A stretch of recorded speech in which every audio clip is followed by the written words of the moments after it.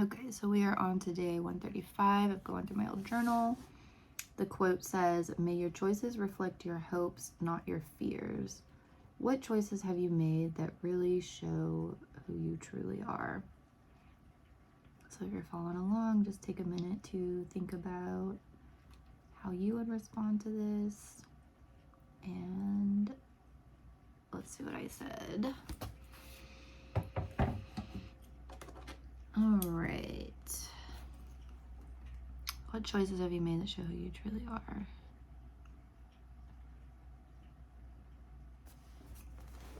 Okay, I said the main choice I can think of that has pretty much ruled everything in my life is education.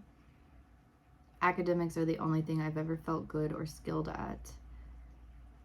Yeah, I've always just thought of that whenever people would talk about what are your goals? What are you good at?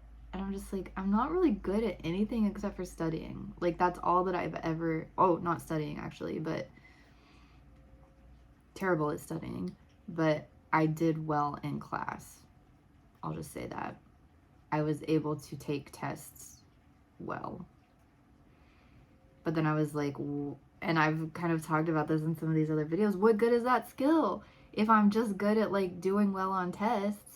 If I'm just good at taking in all this information, but I'm not good at actually using it to do anything worthwhile, then what's the point?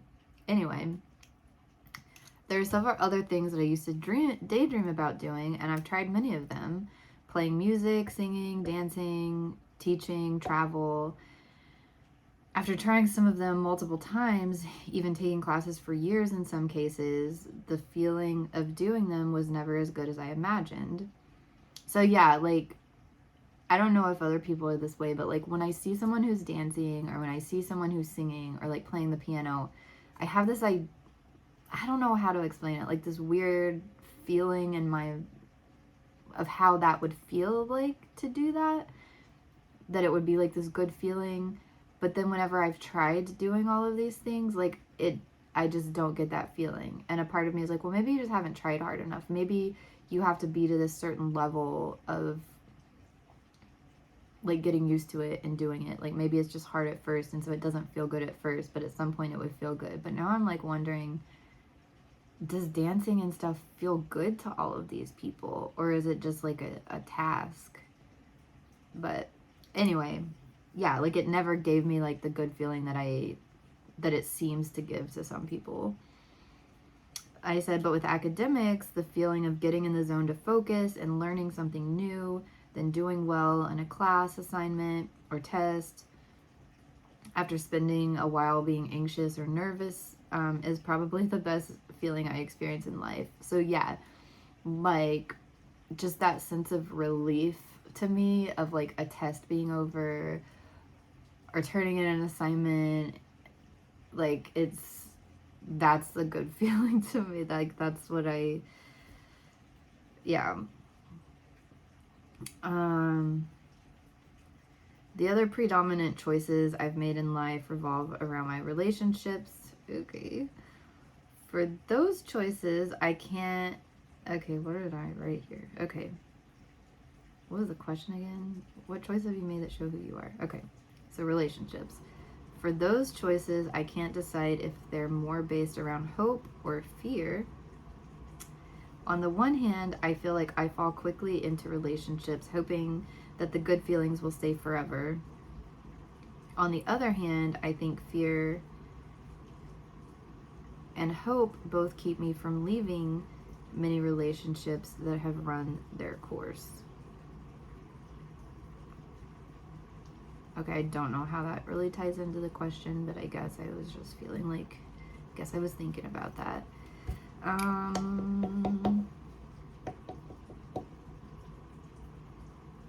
Choices reflect your hopes, not your fears.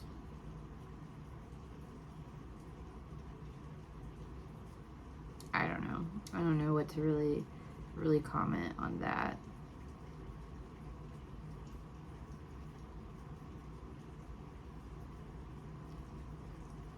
What did I write before? But yeah. I don't think this is actually a very good response to the question, but I don't really know how. I think like most people would probably write something different. What choices have you made that really show who you truly are? You would have to know who you are to have a good response to this question. And so I think I don't know who I am that well. I mean, I kind of am getting a general idea of who I am.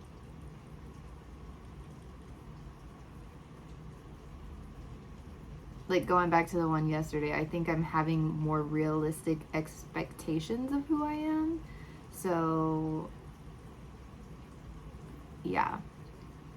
Maybe like trying out all of these different things and then leaning more into the academics because I feel like that's what the only thing I'm good at. I was talking to my roommate the other day and he gets like, I don't remember what we were talking about, but what I said was like how I've basically gone through life is I've leaned on academics and school as a way to like counteract that anxiousness of not knowing what to do next, because if I just go back to school, so say I finish my degree, finish my bachelor's, and then I take a little bit of time off, like, okay, well, what am I going to do next? And then I get bored, you know, maybe I work for a little bit and I get bored and I'm like, well, let's go back to school, because that gives me, because I've talked a lot about like, I don't have this big overarching goal, but like going back to school gives me like a somewhat short-term goal, you know, like anywhere from 4 years to a couple of years to, you know, finish a master's or a PhD. And so I'm kind of like, okay, well, I don't know what goals to set. Going to school is a good goal. Let's just keep going. And just then I won't have to think about having a goal. Like I'll still feel like I'm moving forward without having to like plan out this whole thing. Like it's already planned out. You sign up for a program, tells you what classes there are to take, and you just do it. So it's kind of like the goal is already kind of set for you, and then, you know, at the end you've got a degree. And it kind of goes along with how I'm curious about a lot of things. And you know, sometimes people will be like, oh, well, you could just learn things on your own, like kind of like degrade an education. And like, yeah, I get it. Like the way the academic system is set up right now is like it costs way too much in the US. You know, maybe some people are getting degrees that aren't like the best in terms of like if you want to get a job when you finish your degree. But that's not like my motivation for going. My motivation is just I'm like curious about all this stuff. And so, and I'm not very good at planning, you know, like if I'm like, okay, I want to learn about this. In classes, I'm exposed to like all of these things that I may not have gotten exposed to if I would have tried to like study things on my own. But then I also, outside of class, I get like the classes, I'm just going off on a tangent here, but like I do see a value in an education for myself. And thankfully, like I haven't gotten into that much debt over it. But I can also see why other people wouldn't value it as much, because for me, with who I am and what I'm interested in and what I'm good at, it makes sense to me. And yeah, like I feel like without class, like I'm not good at self-motivating. And you know, so even if I would want to learn a lot about some topic, I don't think I would follow through with it if I didn't have something kind of there pushing me to do it and then guiding me in like what things do I need to look at to learn more about. And then I'll study like on my own. Like I'm always looking up YouTube videos and going beyond like what I learn in my classes. So yeah, I don't know, this went off on a tangent, but yeah, that was what I said for that. Yeah, I'm even like thinking about like now I'm seeing the end of my PhD program and I'm like, what's next? And I'm like, my brain is pushing me to like want to go to like medical school. But I'm like, again, if I just keep studying and then don't use it, like when I finish medical school, am I gonna want to actually become a doctor, or do I just want to know about all of that stuff? Like, I don't know.